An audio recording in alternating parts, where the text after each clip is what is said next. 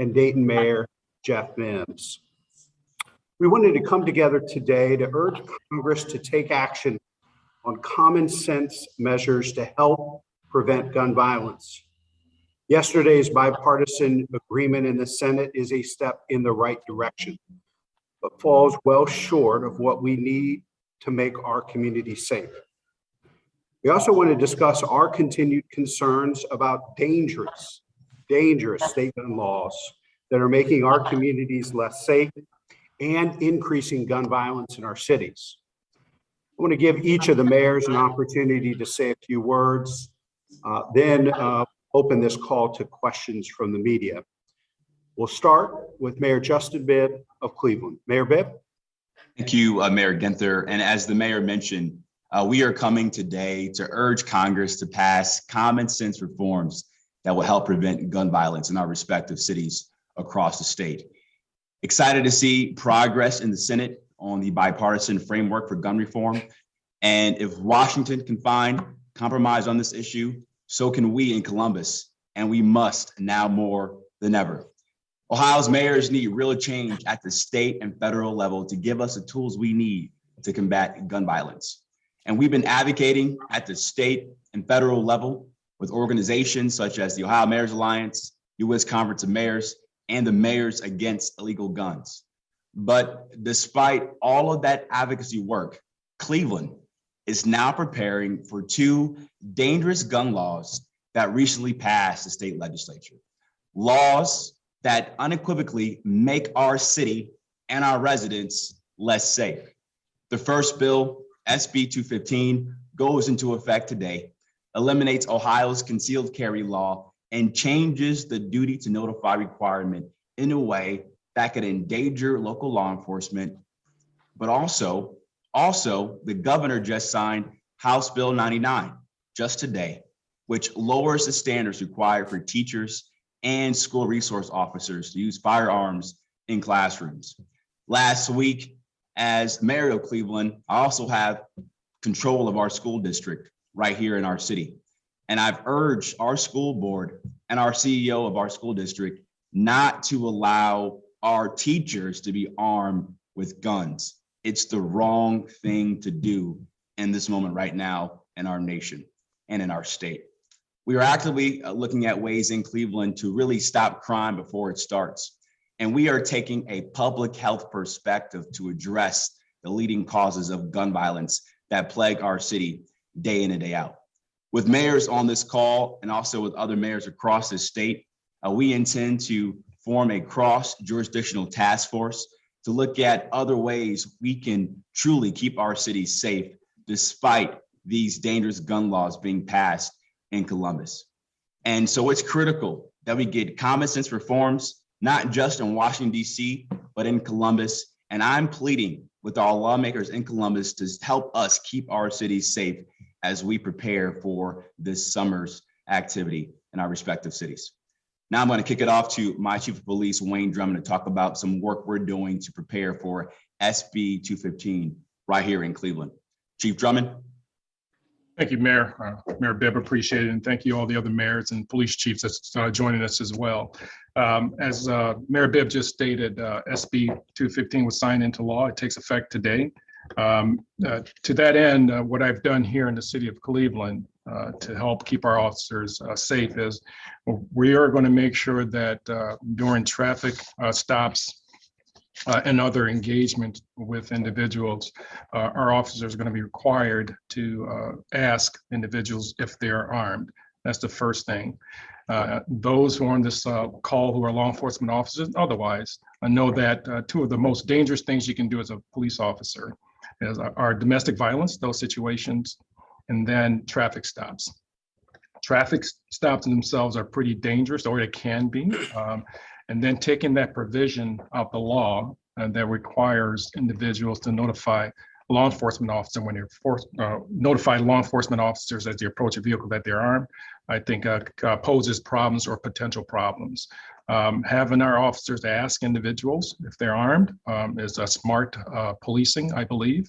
The law states in SB 215 states that we can ask, and the individuals are required to answer truthfully. And if not, obviously that they could face an M1.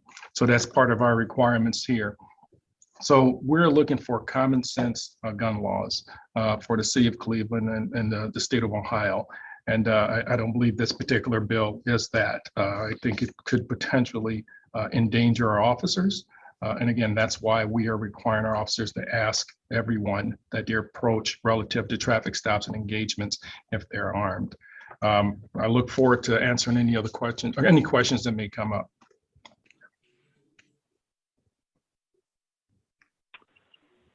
Thank you so much, Mayor Bibb and Chief Drummond. You know, the leading cause of death for the first time in America's history among children and adolescents is now gun-related injuries for 2020, according to the CDC, for children ages 1 to 19. So this surpassed motor vehicle crashes and deaths. It's an increase of 30% from 2019 and double the increase in observed in the general population. Children are dying on the streets of our city, our state, and our country like never before in the Republic's history. Gun violence is a public health crisis, especially among our children. Imagine, if you would, just for a moment, that there was a disease or a virus that was killing our children. We would change behavior, limit our exposure. We'd develop a vaccine to protect our kids. Instead, with gun violence, we have done the complete opposite, making the cause of death easier to obtain. Permitless concealed carry, stand your ground, and now ridiculously, asking teachers to carry guns in schools into the classroom to protect students with limited training. At the same time, we're passing and signing into law permitless carry, stand your ground, adding to the proliferation of guns across our cities, states, and country. State legislature passed a statewide preemption law on firearm regulations, meaning local governments cannot take actions that will protect our communities. In Columbus, we've declared gun violence a public health crisis, and our Public Health Commission is looking to other cities for practices that have worked. We've also formed a coalition to push for common sense gun laws. We also formed the Columbus Alliance Against Illegal Guns, coalition of residents, community leaders, faith leaders, medical professionals working together to get meaningful reforms to make our city safe. As Mayor Bibb mentioned, we're announcing today to put a similar type of statewide coalition together, working with law enforcement, our police chiefs, our city attorneys and law directors, our public health commissions and health directors to work together to figure out how we can reduce gun violence and make our children and our families safer from around the state. But we are frustrated and angered by having our hands tied on protecting our residents. As I have said before, if you lack the courage and will to make these tough decisions, at least get out of our way so that mayors can step up to protect their communities. This gun violence isn't just on the hands of families and children, but it also puts our law enforcement officers under unprecedented attacks. This proliferation of guns is a direct threat to the life, well-being, and safety of our police officers. I wanted to ask our police chief, Elaine Bryant, to speak a little bit to that. Chief? Thank you, Mayor Ginther. SB 215 is not a good thing for law enforcement. It's not a good thing for the community. It's not a good thing for our residents. Last year in Columbus, we experienced our highest homicide rate ever, 204 lives lost, and 91% of them were caused by firearms. I've talked to countless mothers who have lost a child to gun violence. No one wants to be in that situation. No one wants to feel that pain. So far this year, our officers have confiscated over 1,400 firearms, That's just this year alone. In a 6-year period, we've confiscated over 15,336 firearms off the streets of Columbus. We're making progress reducing homicides with 40% fewer than this same time last year. And we're solving homicides, taking dangerous criminals off the streets. I credit that to the diligent work of our police officers and to our community who has stepped forward with information on crimes. This year, we are seeing a 75% of our felonious assaults are due to gun violence. 75% are due to gun violence. But today, a permitless concealed carry law goes into effect, making our residents and our police officers in even greater danger. As police chief, it is my job to keep these residents safe and to make sure our police officers make it home to their families at the end of every shift. Today's law, it makes that even more difficult. I join police chiefs in other Ohio cities and across the country calling for common sense regulations to keep guns out of the hands of those who have no business carrying them. Thank you.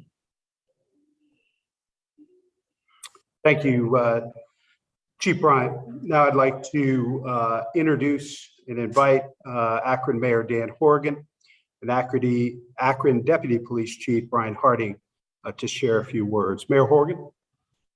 Yeah, hopefully you can hear me okay. I apologize for the no video and probably poor cell connection, but I would echo the sentiments of my colleagues and just mention, there's a significant amount of resources that we are all putting towards, youth opportunity and youth violence and the reduction of the accessibility to guns. And I would urge our state lawmakers is that, as a collection of Ohio's largest cities calling for action, we are an extremely large constituency, a lot like, suburban and rural areas. And things are different when it comes to cities and how we police them.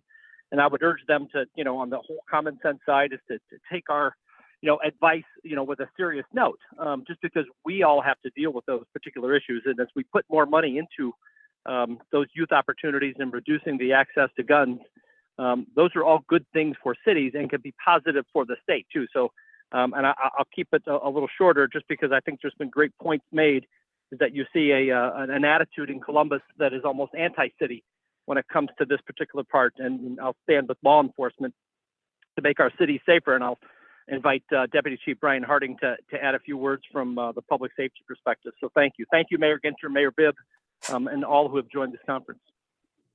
Thanks, Mayor Horgan. Thanks, mayors and other police chiefs. Similar to what the other chiefs have said, same with Akron. Most of our crime or significantly violent crime is gun related in the city of Akron. And I think our community is less safe today with this new bill being passed. Our officers are less safe without the requirement to be notified on a traffic stop. As Chief Drummond mentioned before, that's one of the most dangerous things we do in law enforcement. We now are allowing people that are 21 years old and have no training to walk around with a loaded firearm. That's concerning to us in law enforcement. I implore our elected officials to work together for sensible gun reform. That's what we need. We need to make our community stronger, and this bill is not a step in the right direction. So thank you for that. Thank you, Mayor Horgan and Deputy Chief Harding.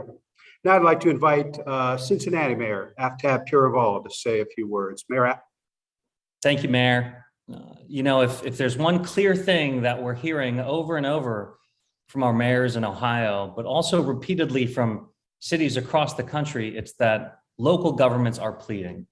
We're pleading with the federal government and pleading with our state legislatures to be allowed to implement the common sense tools to keep our communities safe. Every day, including this past weekend, we see in our cities the tragedy that stems from the universal accessibility of guns, from the fact that because of the unchecked prevalence of deadly weapons, conflicts that would have been resolved by a fistfight a few decades ago now result in a shootout and death. So we can't wait around for the debates in Columbus and Washington to run their course because people are dying on our streets. They're dying in our schools and our grocery stores, and it's our sworn duty to take action to prevent that. But with our hands tied, we're really held back from doing what the research and the countless victims and advocates out there understand is needed. And that's why all of us are here today. One trend we see again and again in these senseless tragedies is that there's a pattern of behavior leading up to it. Maybe friends and family were aware of signs of trouble and they raised red flags or sought resources. Maybe law enforcement had tried to intervene with the authority available to them, but too often we're able to look back and see patterns that with the right authority we could have addressed, and yet these perpetrators of violence still had access to a deadly weapon. Mayor Ginther touched on this, but it's important to reiterate. There are important and effective prevention options that cities in Ohio do not have access to. Extreme risk protection orders give concerned family members or law enforcement the ability to take legal action to get guns out of the hands of someone who pose an extreme risk to themselves and others. They can temporarily remove lethal weapons during a critical moment, but before a tragedy occurs. Cities in nearly half of the United States have this option. It has bipartisan support in red states and blue states, but due to the broad preemption in Ohio, we don't have access to it. Due to state law, cities in Ohio also do not have the ability to pass safe storage laws. When you own a deadly weapon, your local government, we should have the ability to require steps to keep it out of the hands of children or those around you who are at risk. And measures like this aren't just important for preventing the unacceptable mass shootings we've seen around the nation. Research shows they can have a significant impact on preventing suicide and self-harm. We can do something that evidence shows will make a difference. When it comes to these measures, to our inability to limit magazine capacity, to the harm caused to our cities by statewide decisions to put more permitless guns on the streets and in our schools, we are simply asking to be able to do what our communities are begging for.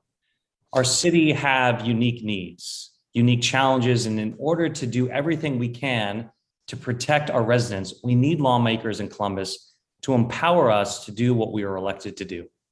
Thank you so much. Back to you, Mayor Ginther. Thank you, Mayor Pureval. Appreciate your participation, your leadership, your advocacy. Next up is Mayor Wade Kapsakavich from the city of Cleveland. I think we first have to recognize that this is an American problem. Unfortunately, this is a problem that doesn't exist in any other country on the face of the planet. Now, there's mental illness in Canada too.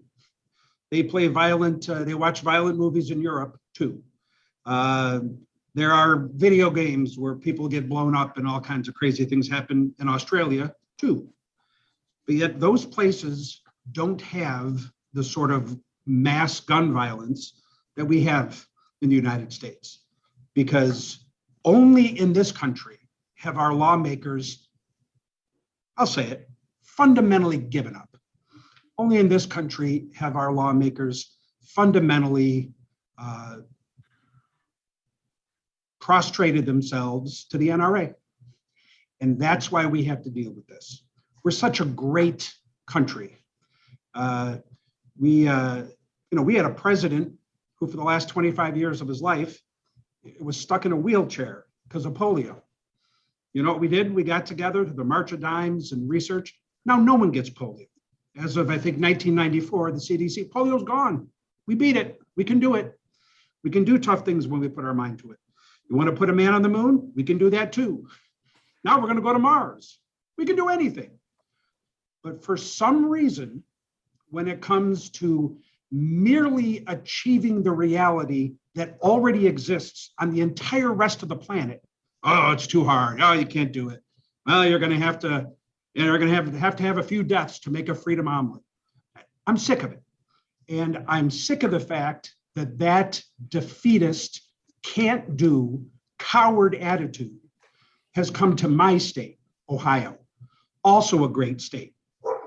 You want a light bulb? Good, Thomas Edison. You want a dog to bark? Someone can do that too. It's not here in this office, but it's happening. You want someone to face down Adolf Hitler in Berlin in 1936? Good thing there was a Clevelander named Jesse Owens. Talked about a man on the moon. A man from Wapakoneta did that. You want to orbit the Earth? Go to New Concord and talk to John Glenn. And yet We do all those things, and when it comes to gun violence, we quit.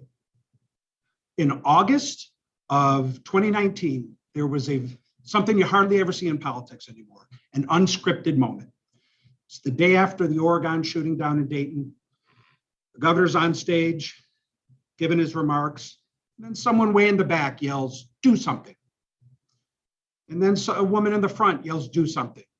And before you know it, the crowd is chanting, "Do something, do something, do something." It was a wonderfully viral moment, completely unscripted. And the governor said he was going to do something. And I feel like a putz for believing him, because in reality, he did do something. He made the problem worse. In the last year, he has signed Stand Your Ground, permitless carry, and now guns for teachers. Yeah, he did something all right. He gave in like a coward, and he made the problem worse. I'm sick of it.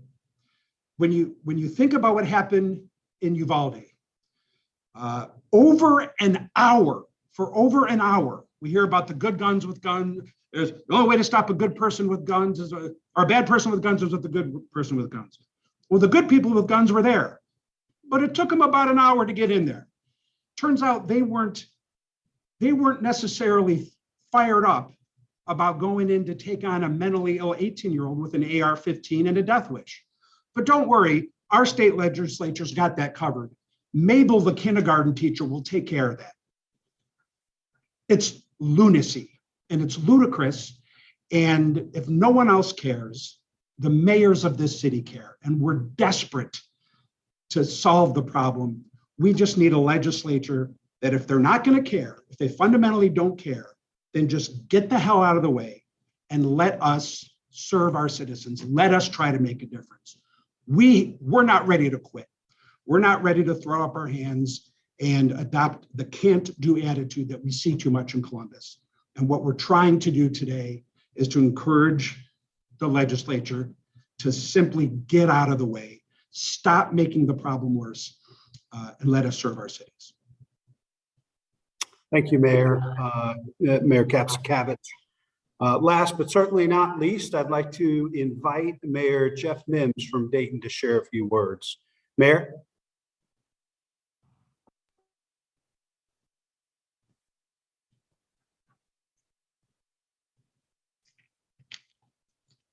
I think you're on mute, Mayor. Okay, I think we're good now. Thanks, Mayor Kapsakavich, for talking about the situation in the Oregon District. That still creates a tremendous amount of pain once you go back and try to relive some of the times since that shooting. August 4th, and now almost 3 years ago, a young man armed with a military-style weapon, much like those that I used in Vietnam, and he shot 26 people and killed 9 of them. In that short time frame, just 32 seconds. That mass shooting in Dayton just still resonates in the hearts and minds of the citizens here in Dayton.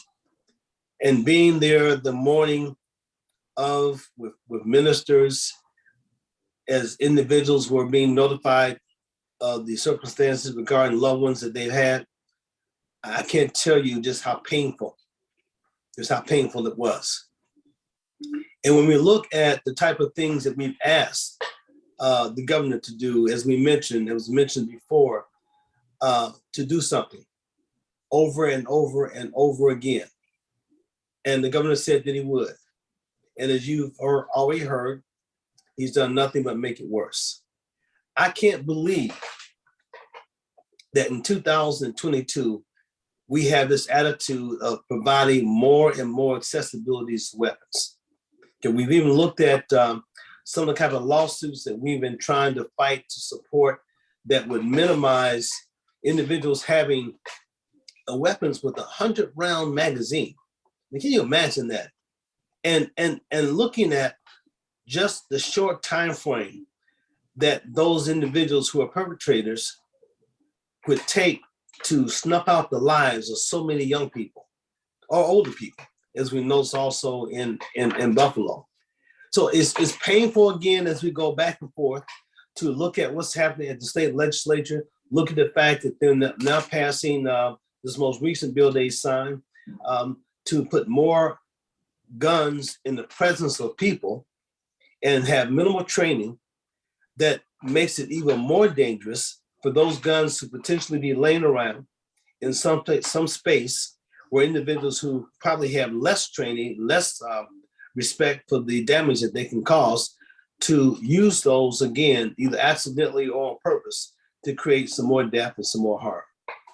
You know, since this time, and we looked in Dayton, and we've been a part of working alongside some of the bipartisan leadership in the cities across the state of Ohio to try to help the legislature come up with some common sense legislation. We've joined Columbus, if you will, in a lawsuit to fix some of the loopholes in the background checks and investigations that would help us, if you will, as was mentioned before, having some of these clues that we need to have before some of these individuals are out or receiving weapons. And they're also supporting, like I mentioned, some of the lawsuits that the survivors are pushing, and that is to try to minimize those magazines with 100 round capability. Additionally, we're still working with our police department, I guess here in Dayton, to push for manufacturers to have safer handguns, if you will. And yet, as we continue to move with all the spirit of positive thinking that we can here in our local cities, and try to find things that we can do before we have another mass shooting, we still have individuals, even though there's a little bit of movement right now at the federal level, but still this obsession with supporting the gun lobby and all the things associated with making more guns available on the street. It makes no sense. And so we need to have more bipartisan support, and to push to eliminate the accessibility to guns for those who have no business with the gun in their hand. And it's just, again, I can't begin to express the pain. Every time I ride down to the Oregon district, every time I talk with a member of a family member who lost someone in that particular situation, it's just painful to think that these things are happening in these United States and that we have the power that we've given our legislators to make our cities safer, to make our country safer, and they're chosen to look the other way. Thank you, and thank my previous mayors for their comments as well. Thank you, Mayor Mims. There is no doubt that all of our cities are experiencing the effects of gun violence. Mayors, their chiefs are on the front lines. We're the ones talking to mothers of murdered children who are attending the funerals of young people who are dead because of gun violence. We're the ones attending the funerals of our law enforcement professionals who died in the line of duty. You probably don't see a whole lot of U.S. senators and governors and members of Congress and other folks at those. The mayors and police chiefs are doing it far too often in our cities across the state and the country. We're committed to doing all that we can for the safety of our residents and our police officers. But we need help from the state and from Congress. Lives depend on it. But as mayors and police chiefs, we are not waiting on them to act. As mentioned before by Mayor Bibb and others, we're going to be forming a coalition of mayors, police chiefs, city attorneys, and law directors in communities across the state to continue to treat gun violence as the public health crisis it is, and coming up with creative and innovative ways driven by data, not ideology, to reduce gun violence in our community. We'll open it up now for questions from the media. We'll be using the raised hand function. You should see a hand button next to your name. Click on that to raise your hand. We'll unmute you one at a time to answer your questions. Please state your name and your news organization. And be sure to unclick the hand after we've answered the questions. You can click it again if you have another. Any questions from the press? Looks like first question is from Nick Castell.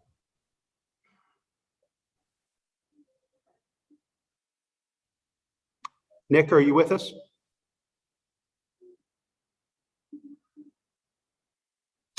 Maybe we'll go next.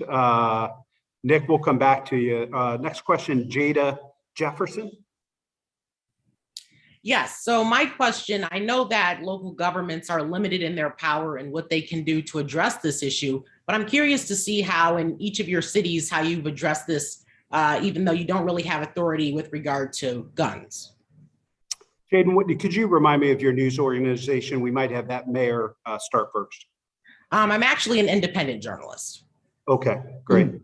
But Mayor Ginther, he's Toledo's proud of him. He is Jaden. I don't know what you call yourself, but I know that you've been on Oprah Winfrey and CNN and some other news outlets. He started doing this when he was 10 or 11.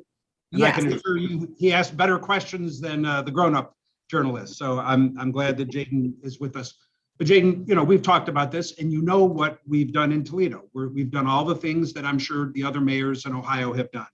We've invested 3 times the amount of money in youth programming this year than we did last year. And last year was an all-time record. So we have over 100 different programs for kids this summer, almost all of which are free. We think that makes a difference.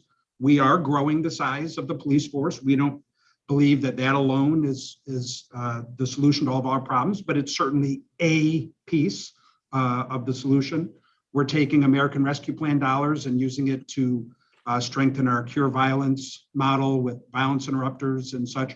We're doing all these things. But at the end of the day, we are the only country on the face of the planet where there are more guns than human beings. There are 325 million Americans, and there's 400 million guns. That's pretty simple math. I think it was Mayor Piraval who made the point that the sorts of, look, kids have been getting into disagreements since the beginning of time. But up until about 30 or 40 years ago, these disagreements were settled with, fists on a playground, and maybe the worst thing you'd end up with is a bloody lip or a black eye. Now, in a world where there are more guns than human beings, too often these result in homicides. And so it makes all of our efforts, all of those things that we're doing, and I suspect all the other cities are doing too, you're just swimming upstream when you're in Earth's only environment where there are more guns than people. So it took about 30 years, took about a generation or so, but now finally the gun lobby they have their nirvana. They have the world they've always wanted. Guns for everyone, more guns than people.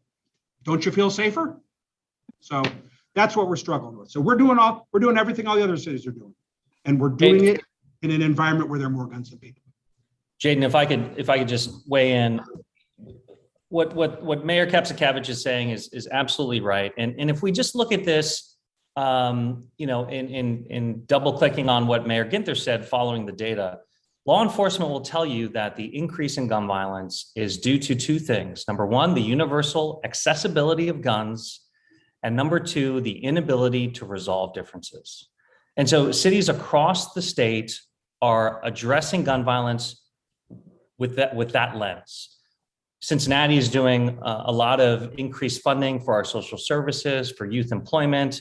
We're empowering kids to actually provide micro grants to organizations and programs they believe will help people resolve their differences more peacefully. But on the issue of universal accessibility of guns, because of the state's efforts to preempt cities, there's quite frankly not very much that we can do. The city of Cincinnati is working with ATF, DOJ, and the U.S. Attorney's Office in the Southern District to share resources, to have a task force that prevents and holds accountable the importation of illegal guns into our communities. But the violence is creating an arms race where guns beget more guns. And instead of doing anything about that issue, the accessibility of guns in our communities, our leaders in the state government are going in the opposite direction, as we've heard from our mayors time and time again, with stand your ground, with permitless concealed carry, and now with arming teachers.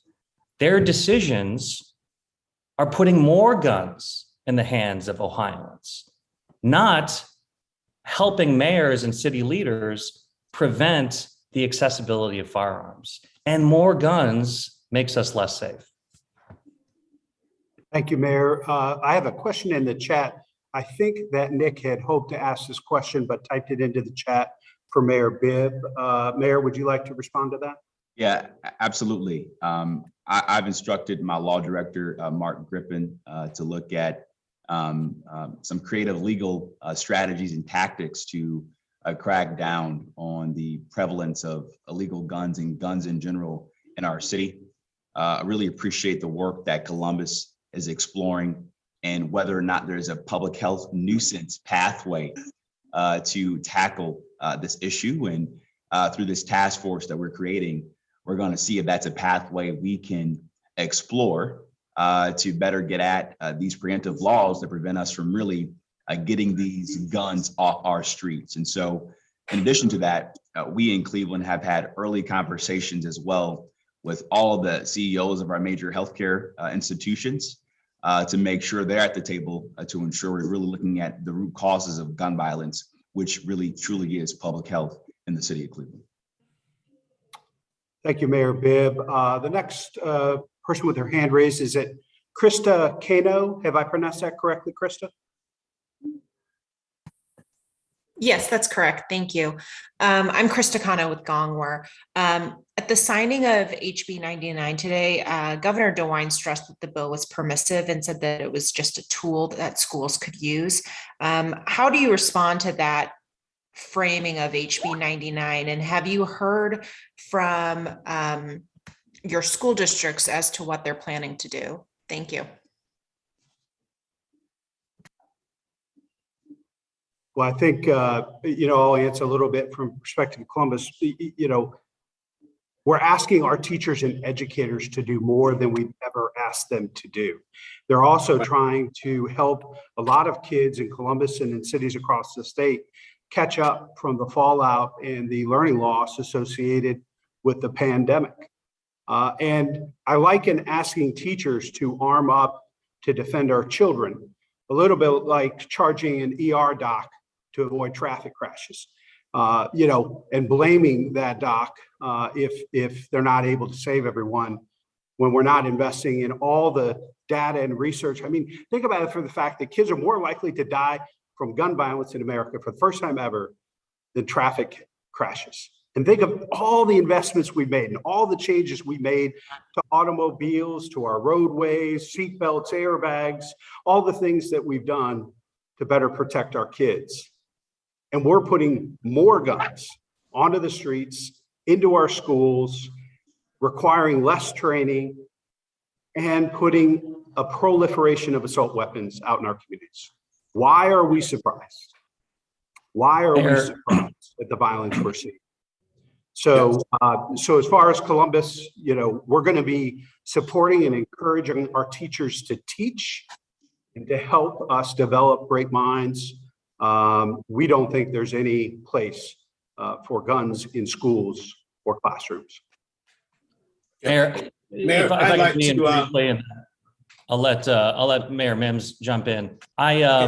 Look, just because it's permissive doesn't make it good policy. Bad policy is bad policy. And there is no data that suggests that putting more guns in our schools will make us safe. It's poorly conceived and poorly executed, and unfortunately will make the problem worse, not better. Go ahead, Mayor Mims. Okay, thank you so much. I appreciate that. As a former teacher and a former coach, that is just a ridiculous notion on the part of the governor to push that and to try to justify it in that way, to say that it's permissive.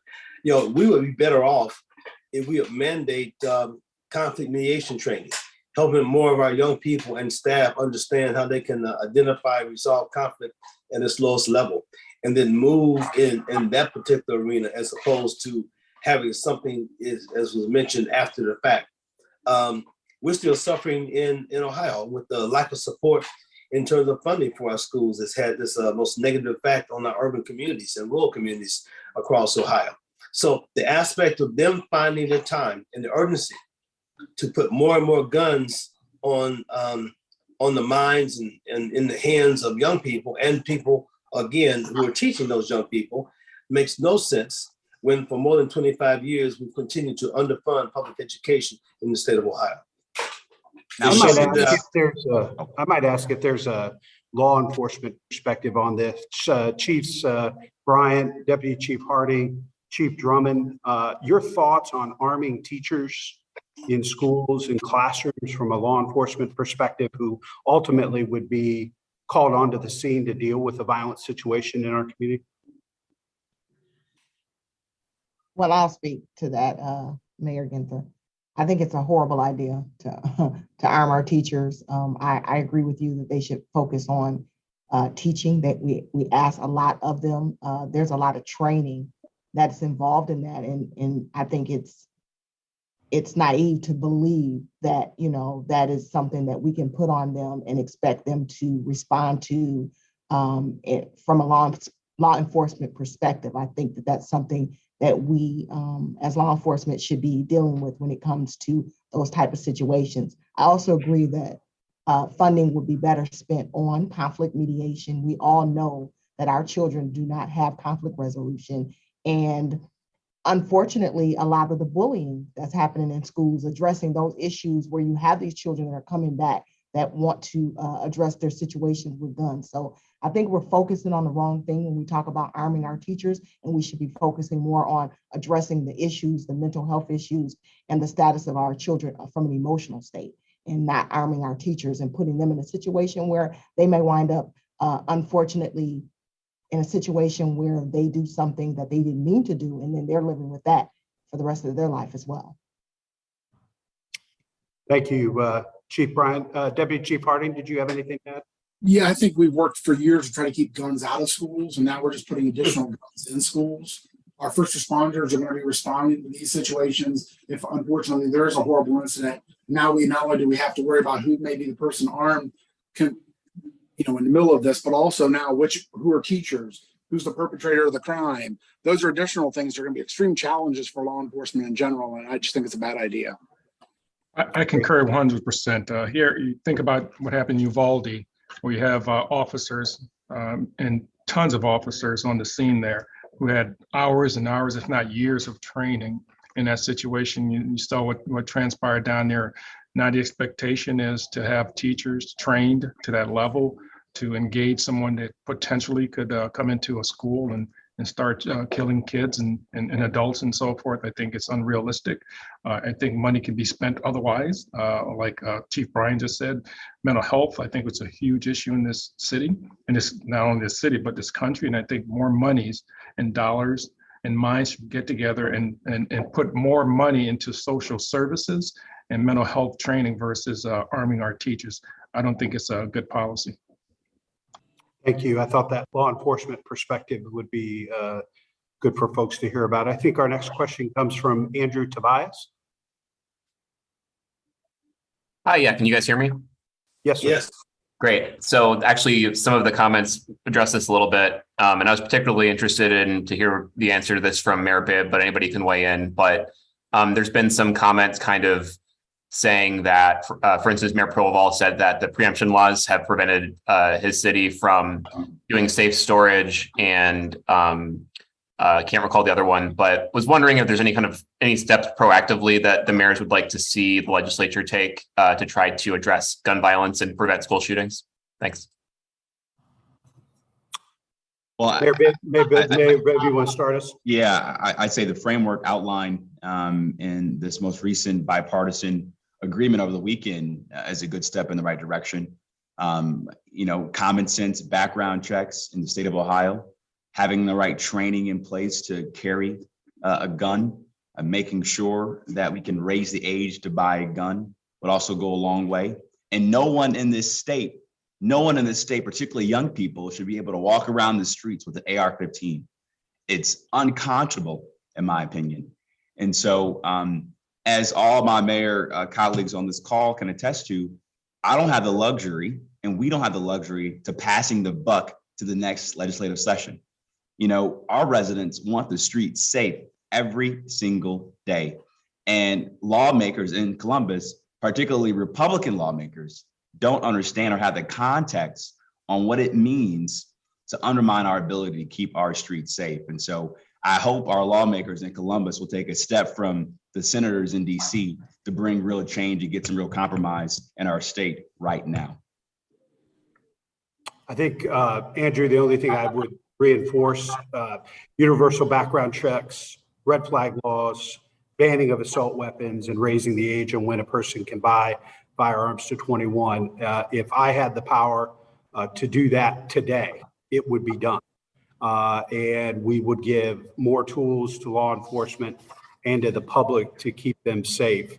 And I think it's critically important that we're not waiting on Washington and the State House. That's why we're going to continue to move forward in innovative and creative ways to support our officers and protect the public working together.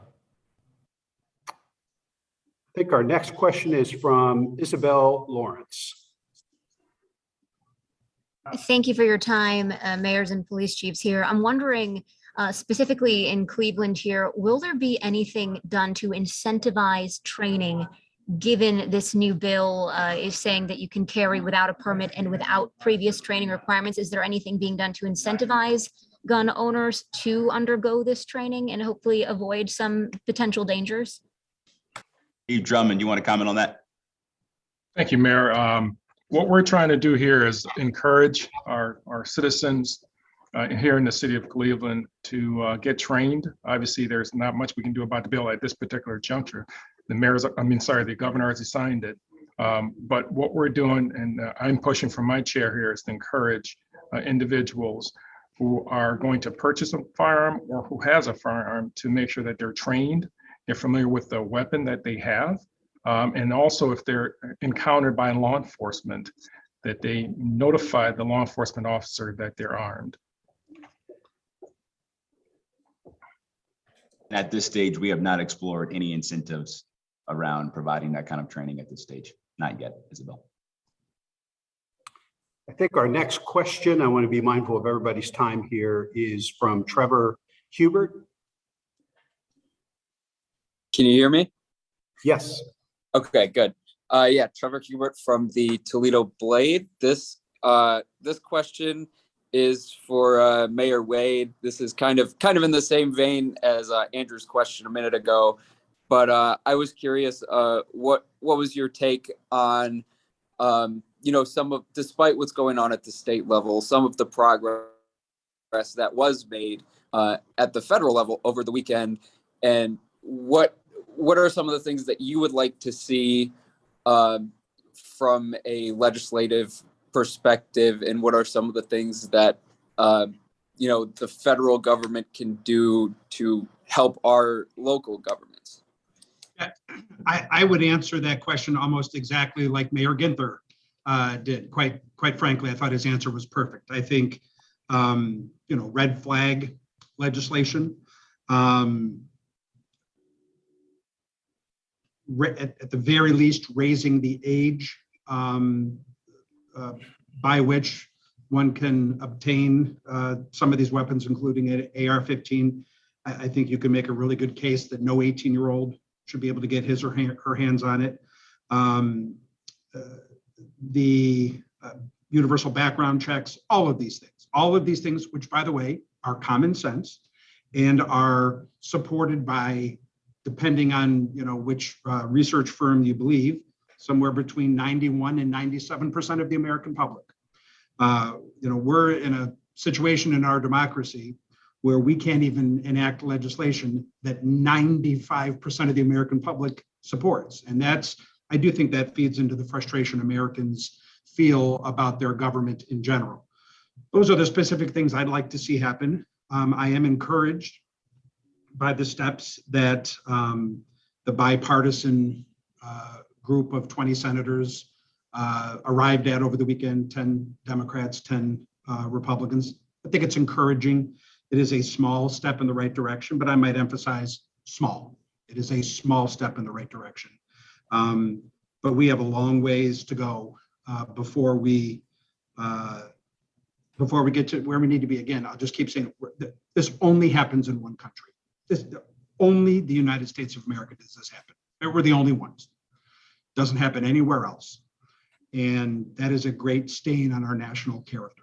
So I am, I'm encouraged by the small step that was taken over the weekend, but we need a lot more steps if we're gonna, reach the lofty ideals we hold ourselves to in this country. I mean, back to, I know it wasn't your question, Trevor, but a reporter asked a question a moment ago about DeWine's messaging at his signing today. Well, I said, well, this is permissive. You know what? First, you know what that says? That sounds like someone who's embarrassed. That sounds like someone who's ashamed of what he did. In other words, we have this moment, we have this crisis in America. And his response is essentially, well, I'm going to sign this bill, but if you don't want to do it, you don't have to. Oh, wonderful. Boy, that's bold. What courage. What a courageous decision, Governor. This is such a wonderful piece of legislation that is, you don't have to follow it if you don't want to. It's only permissive. That's a coward. I mean, that's a coward. That's someone who knows he's done the wrong thing, but just isn't strong enough politically to stop himself from doing the wrong thing. It's a real shame.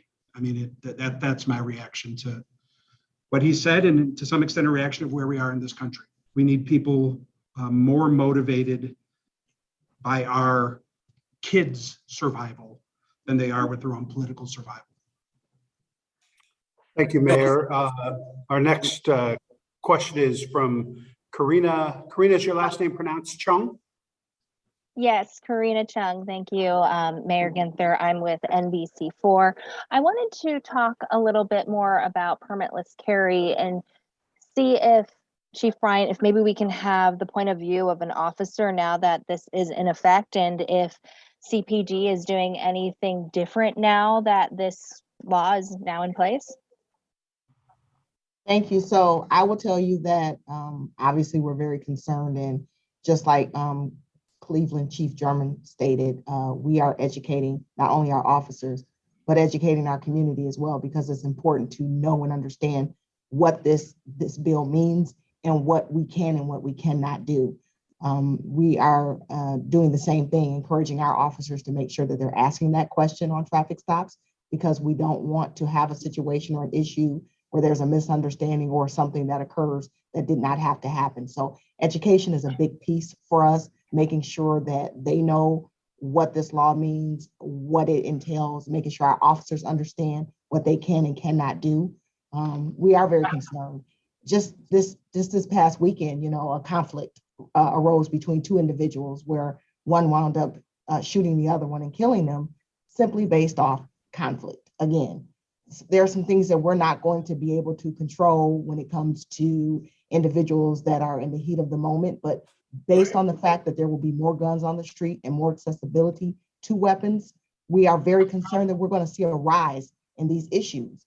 And having these guns off the street or having people that don't have access to them as easily would definitely be a lot safer for the residents of the city of Columbus, not just Columbus, but across the state of Ohio. So education is a big piece of all this, making sure that we understand what we're looking at, making sure the citizens and residents understand what it means, and keeping our officers safe and making sure that they ask the questions that they need to ask. The only thing I'd add, one of the things I've heard from our officers here locally, that literally with zero training, folks are going to be able to carry concealed weapons. The onus used to be on the individual. It will now be on our officers. In addition to everything else they're dealing with, everything else they're facing, now with permitless carry, our officers are going to have to, ask the question and hope for a truthful answer in this scenario. Just absolutely another horrible step in the wrong direction. There was a time, because I know some folks want to chalk this up to party and ideology. There was a time in this state when a Republican governor stood with law enforcement and vetoed concealed carry when Governor Bob Taft was governor. Based on, again, data, input, evidence, and information given to the governor, former governor, from prosecutors and law enforcement. It can be done, but we have to focus on what's best for communities, families, and children, as opposed to what is politically expedient. Our next, go ahead, Jeff. Yeah. I just want to say that more than 90% of the citizens here in Ohio and in the United States are saying that they want safer gun laws, background checks, all the things that we talked about. And I'm going to ask them to step up and make a good decision on who they elect and who they vote for. We continuously are fighting this battle with our hands tied in terms of what we can and what we cannot do. And it seems very clear that we have way too many of our legislators who are ignoring the people who put them in office. And so when that happens on a continuous basis, the people, the citizens of the United States, the citizens of Ohio, have got to take a harder stand and elect the people who are going to protect them. Elect the people who are going to protect their children. Elect the people who are going to create conditions for our police to do the job that they're sworn to do, to protect all of us and to make our cities safer. We cannot do this by ourselves. We need their help. Thank you, Mayor Mims. I think we have time for one final question. Brian Duffy. Thank you. Appreciate it. This question is directed at anyone who would like to answer, but specifically Mayor Bibb and Chief Drummond. This will be an uphill battle, as you're all aware, getting common sense gun reform in the state of Ohio. And while you're fighting that battle, what can we do today and tomorrow? Certainly here in the city of Cleveland, Mayor and Chief, you're well aware that when the summer months come, the gun violence certainly increases. I would imagine that's the same in every city in the state. In the meantime, while we're fighting this battle to increase gun reform in the state, what can we do today and tomorrow to try and make our streets safer? Well, on the preventative side, look, we just kicked off our Summer Safe Pool Initiative on Saturday morning. All of our pools are open up to young people to keep them off the street. We'll be working with clergy, doing faith walks in our hottest spots in Cleveland to curb down gang violence and gun activity. Thank God for President Biden's investments in Cleveland through the American Rescue Plan that'll support our efforts to fully fund violence interrupters in Cleveland, and also invest in further technologies like Shot Spotter to make sure we can cut down on gun violence in our city. But as Mayor Mims mentioned, making sure Clevelanders know that there is no off-year election, and that when you vote for your members of Congress, vote for your members in the state Senate and the Ohio House, those votes matter in terms of Cleveland's destiny as it relates to gun violence and fighting crime. And so the work is always going to continue to keep our streets safe right here in Cleveland. Chief Drummond. And thank you, Mayor. And Brian, that's a very good question. What we're doing here in the city of Cleveland, obviously, besides the things that Mayor Bibb just mentioned, we have the clergy involved. We also have started here in the city of Cleveland, and some folks may say, well, it really probably doesn't make a difference. Well, it does for us. We have our officers on foot beats, which is extremely important. And when we're talking about foot beats, we're talking about in areas where we have issues. We're not talking about foot beat patrols in areas and business districts. We're talking in the community to find individuals that are creating havoc in our communities and removing them from our communities, coupled with and leveraging our partnerships with our federal agencies. We have task force officers and with the DEA, the FBI, ATF, and the Marshal Service. We are laser focused in finding individuals that are responsible for crimes within our neighborhoods. And if you look at major cities, and not just major cities, you'll see that the vast majority of crimes are committed by a small percentage of people. So our focus is to identify those individuals, and take them out of our communities. And we do that again several ways. And one of them is our partnerships with the federal government. We get the FBI, the ATF, and so forth to get the cases on those individuals, remove them from our communities. And we remove them from a federal sense, they're away from our communities much longer. So we leverage our partners. We leverage our partners here locally with the sheriff department, highway patrol, bringing them in with gun interdiction details and so forth. Each of our districts, we have 5 neighborhood districts here in the city of Cleveland. Each of our districts have violent crime reduction teams, again, working with our patrol officers, our specialized units, again, concentrating on those high volume areas where we have issues to, again, locate individuals. They're creating the havoc and they're removing them from our communities. So it's the various things that we're doing, Brian. It's not one thing that's going to stop the violence. It's the things that the mayor mentioned, the other mayors and so forth, coupled with enforcement. And I think everyone agree with me. Enforcement is just a small piece. It's a lot of other things that preventive things that we have to have. And again, you have to have the enforcement. We're going to do what we need to do as far as law enforcement to remove individuals from our street. But again, it's a small piece of the puzzle that we need to invest in stopping the violent crimes in our communities. Thank you, Chief. Thank you, Mayor. Thank you, Chief Drummond and Mayor Bibb. Really appreciate everybody's time today, all the mayors, the chiefs that have joined us, the reporters that have joined us as well. Look forward to more updates as the coalition that we talked about today gets launched, and we'll look forward to sharing more information with the public and the press about innovative and creative ways that we're working together to reduce gun violence and deal with this public health crisis in our communities. Have a great rest of the day, everybody. Thanks for joining us.